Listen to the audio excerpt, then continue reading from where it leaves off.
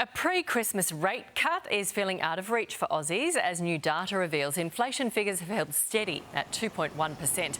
However, the Reserve Bank is unlikely to move on rates, focusing instead on core inflation, which spiked to 3.5%. The jump signals even more challenges ahead for homeowners already feeling the pinch. Joining me now is Director of Data Insights at CanStar, Sally Tyndall. Good morning. Tell us straight, when will the first cut come? Because it really feels like all the goalposts keep moving. Really does feel like that, Nat. Look, my prediction is May at best, but there's no guarantees on that. It could be a lot later.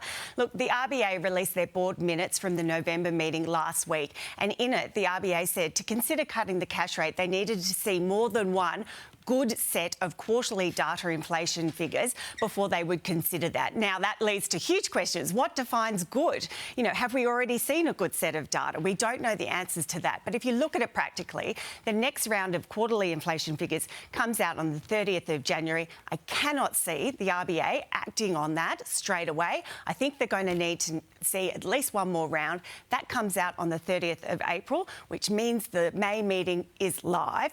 But that's if the inflation data has behaved in that time. It's a lot of question marks around it, Nat. OK, so the inflation data that's coming out at the end of January, will that be spiked by all the Christmas spending?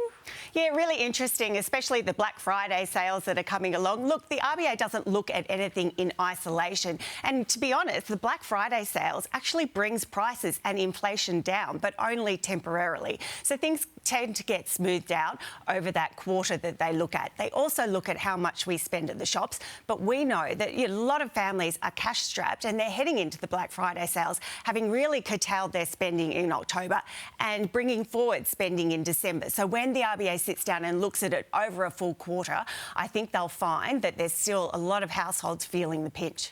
OK, you have a federal government that has to call and have an election by the end of May. They are sweating on a rate cut. Allegedly, if they're watching, they know what they're talking about. So what are the chances of them getting a cut before May?